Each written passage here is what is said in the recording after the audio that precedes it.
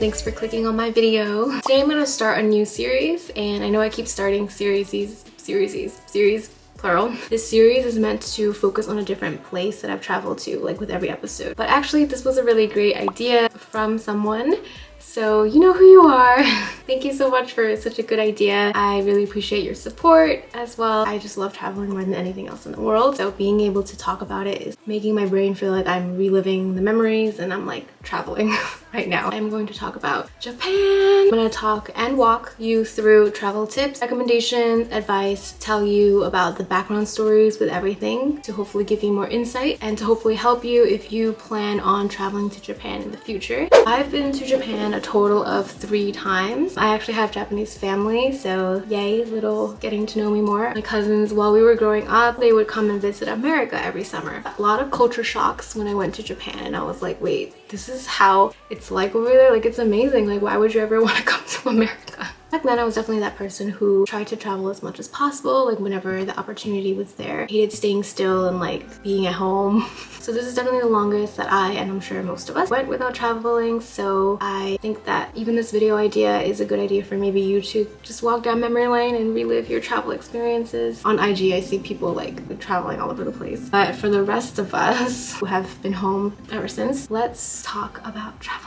2015 was the first time that I went to Japan. Flew there by myself and entertained myself on the 13-hour flight by reading and just sitting there, honestly. We did use a lot of public transportation, but like I said, my cousins are Japanese and they're obviously locals. But I do have like other advice on other transportation methods later on in the video. On the trains, they speak in English, like after announcing everything in Japanese. Just given that, I think it's pretty easy to navigate around. My mom actually lived in Japan when she was like around my age. I visited this stop here. That's where my mom used to live, and it's like a very suburban spot. So just getting off of that stop, walking around like her neighborhood and everything, little things like that I think is really exciting if you get to visit places that your parents used to visit or lived in and kind of try to retrace their steps. Like I mentioned before briefly about all the culture shocks and everything. Made a list on my phone back then. July 29, 2015 at 11:46 p.m. I'll read you some of the things here because I think reading back on it, it's kind of funny. They have a lot of vending machines around Japan. They have addresses on them in case you get lost. Oh, I wrote here, little kids take the train by themselves to school. Wild. I mean, that's how safe it is. Oh, face masks. Back then in 2015, wow, this is like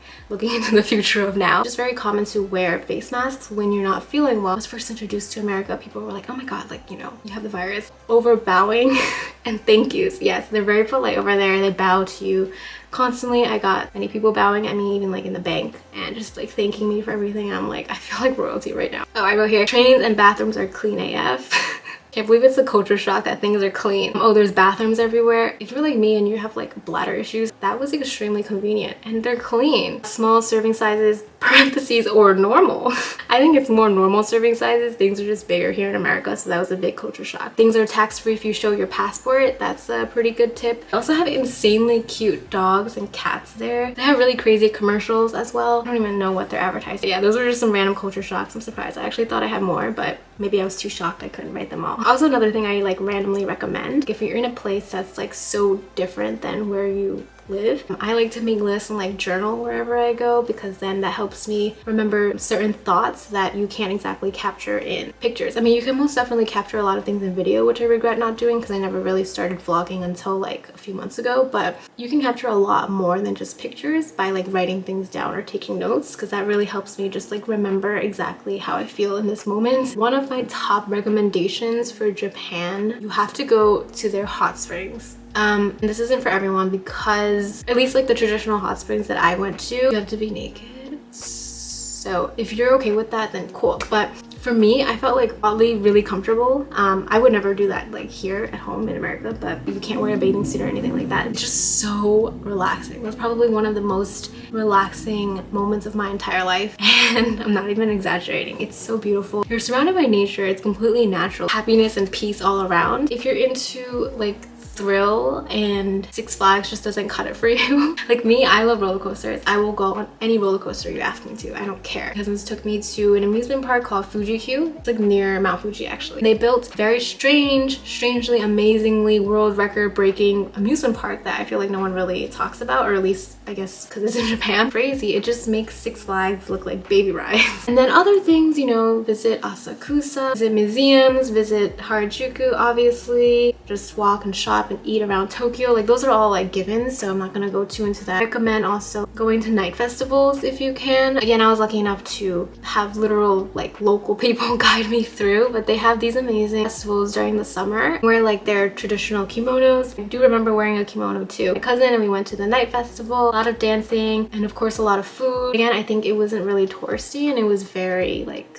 for the community, but obviously it's open to everyone. But it was a really cool experience. If you're there, visit a cat cafe, have other cafes with other animals. Looking at these pictures now though, it just literally looks like I'm in someone's house with a bunch of cats. I think generally you can't go wrong with anything really. Sushi, go eat your conveyor belt sushi, eat your heart out like I did. Lots of ramen, lots of desserts. Also went to quite a few traditional restaurants with my family as well. Also recommend checking out Yokohama. I remember we went specifically because they were having like a very grand fireworks show over there. Probably the most beautiful fireworks I have ever seen in my whole life. And then I wanted to point out this like very funky fish aquarium that we went to. I am only pointing this out because it's so like out there. Basically it looked like a nightclub combined with an aquarium combined with like something that looked like from the future. It's just like very weird. Making this point to also show you that like there's just so much out there that I don't think you would get from a Google search of like, you know, what to do in Japan. A little backstory of why I wanted to do it. So two reasons really. One, because my mom, when she was around my age at the time, she also climbed Mount Fuji. Second thing, if someone, you know, tells me like really highly doubt like Amy will be able to do this. Like even if I didn't want to do it that much before, I'm gonna do it now. We went with a tour group. So we had a tour guide, not your average tour guide, but someone who's like very good at climbing mountains. He led us at a very reasonable pace. We made a note, it's like so long. I'm not gonna read this to you guys and bore you to death. The higher we got, it did get like more difficult to breathe. We had to sleep in a cabin because it was already nighttime. There was like a hurricane going on outside or a blizzard or whatever. It was so uncomfortable. Like I think it was at that moment where I was just regretting everything. And I also regretted like dragging my cousin with me as well because the both of us had really bad altitude sickness. Crazy because like I tried to train as much as possible before this hike that year. But I read online that people who are actually very fit actually get hit with altitude sickness the most. So I don't know if that's like a good or bad thing, but yeah, we had really bad altitude sickness. The two of us went with the other tour guide to go climb to the summit. The group was a lot smaller this time because most people decided to actually go climb down. This climb was a lot shorter, but it was much harder. I probably wouldn't have even remembered if I didn't write this down, but basically like towards the end, like I really wanted to give up. I was just like, okay, it's freezing cold. The tour guide gave me his gloves because he's so nice. Towards the end, the weather was really bad. When we got to the top, what did I see? I saw vending machines. I saw vending machines at the summit. I was like, I climbed 12,000 feet to see vending machines. When we got to the top, there was another cabin. We went inside the cabin for like shelter because the weather was just so bad out there.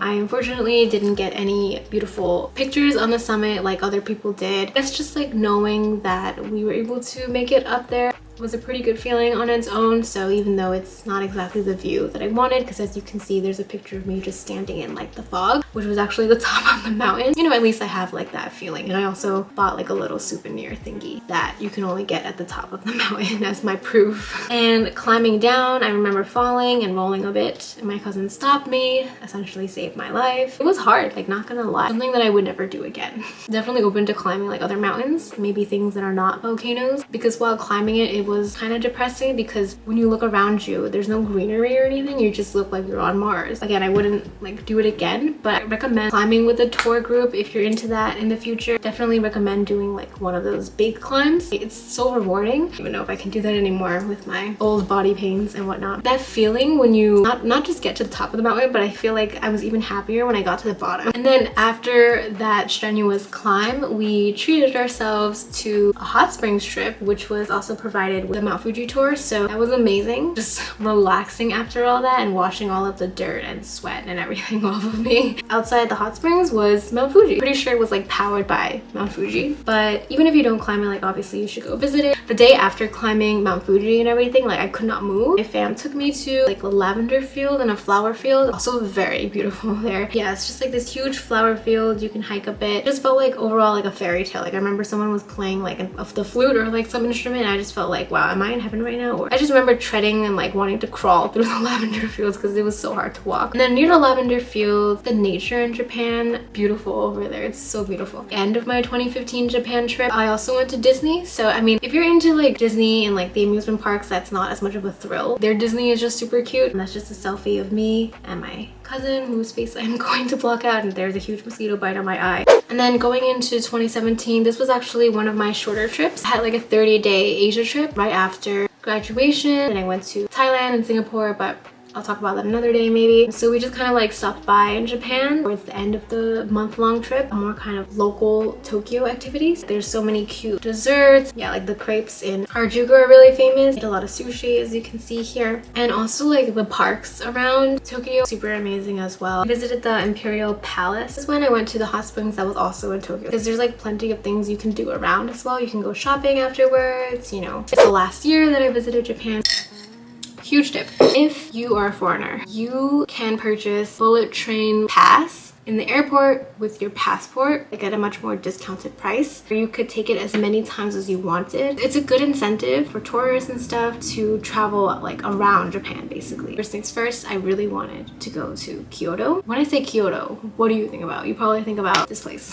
Fushimi and Nari, every Instagrammer's dream. People probably go there just to take, you know, an Instagram picture or 100, then go over to the bamboo forest for more of those. If you're into that at all, of course I recommend that. I mean, I don't even have to recommend it. You're gonna go anyways, you know, for the IG. Honestly, like if you just remove Instagram from that equation, it has so much history behind it. And if you just, I think, get the picture taking out of the way, like as soon as possible, walk through the whole thing. I would recommend that just in general when it comes to traveling. Like I know now, like I'm really into vlogging. I also need to find like that perfect balance between overdoing that and then not even being able to enjoy the moment. Now, the bamboo forest is so beautiful. Like I couldn't take any pictures to save my life there to do it justice. It's a very tourist heavy place. It will be impossible to not have people in your picture. Bullet train situation. Basically, my mom and I take the bullet train to a different prefecture in the morning, early in the morning, and then we would literally take it back. If you're not in the same situation as I am, obviously living in Tokyo with our family, of course for you, you would probably want to stay in Kyoto and kind of stay in different places as you travel around. And the thing about the bullet train is you don't want to go on the wrong one, which I did. So the second day, I accidentally hopped on the wrong bullet train. If you're on the wrong train and you were waiting for the next stop, you're gonna be in a whole other city. Like this isn't like 34th Street and then next stop 42nd Street. This is one city and then another city. Yeah, definitely would recommend, you know, being more careful there. But I get lost like literally everywhere. Walking around, I loved Kyoto the most out of the different prefectures that I visited. It's like my kind of vibe. A mix of Tokyo and like a mix of a traditional setting. The cherry blossoms there, I feel like they were just extra beautiful in Kyoto for some reason. Maybe it's because I'm like biased walking through a fairy tale, eating all this ice cream and on the beautiful streets of Kyoto. Pinch me, is this real? The thing that I did a lot was like wander to a lot of palaces, and after that we went to Osaka. So just to give you an idea of how fast the bullet train is, driving from Tokyo to Osaka is about 6 hours according to Google, and if you take the bullet train to Osaka,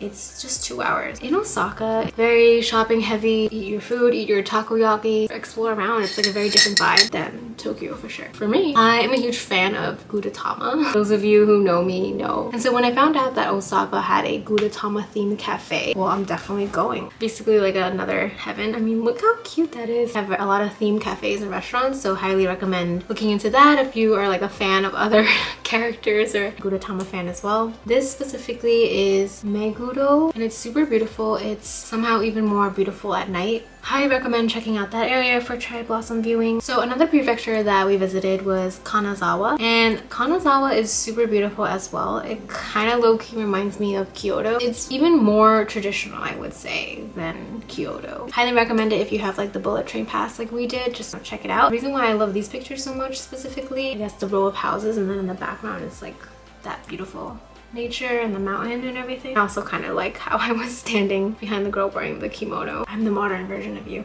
Okay, no. Definitely recommend going to Nara Park. They have deers just wandering around and stuff like that. Whenever would you do that, right? Definitely recommend that. Deer are super cute. They are so polite. They are more polite than most people I have encountered in my life. So remember how in 2015 I went to a cat cafe? Well, they have Shiba cafes too. And I love Shibas so much. And so again, I was in heaven. Like, look at them! I'm gonna start crying. Kind of nearing the end of my 2018 trip and I feel like I'm like losing energy and losing my breath. But one thing about the bullet trains is if you take it as often as I did, aka twice every single day, that's like a lot of commuting. If you're sick on vacation, that's such a waste. It's just a reminder, you know, you have to take care of your body as well, like while you're traveling. Sometimes, even when you're super sick and you have a 103 fever, wandering around Tokyo lost, you can kind of stumble across something really interesting, which is what happened here. Shortly after that, we actually went to another hot springs. Basically, this video should be titled Hot Springs. I just went to a lot of hot springs and they were always different too, and they're always getaways, so it's like a hot springs town. A very interesting smell, and it was a smell of sulfur, I think. Unique smell, if you will.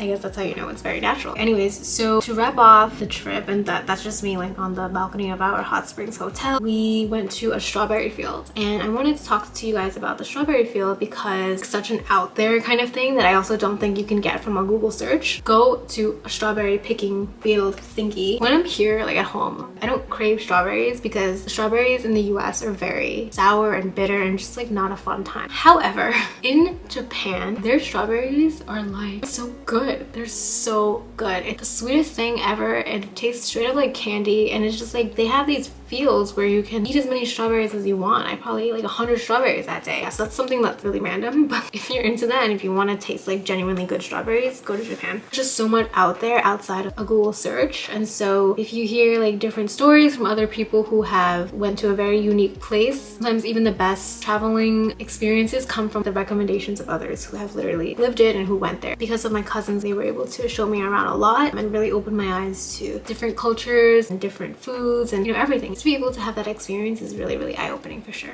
So thank you guys so much for watching. Really appreciate it as always. Please give it a like if you enjoyed the content. Would love to hear what your thoughts are on all of my travel stories to Japan. Hopefully it's helpful or provide some insight into anything, or if you just like want to climb Mount Fuji one day. But don't forget to click subscribe so that you can stay tuned on more episodes in the future, I guess. Hopefully in the future when the rest of us who are not actively traveling get to travel again, you know, hopefully these will become travel vlogs. So yeah, join the community, check out my other videos. If you're interested, I have different created playlists for every series on my channel, so check that out wherever it is. Hope you have a great week ahead. I'm sending as much positivity as I can to just keep going. You got this.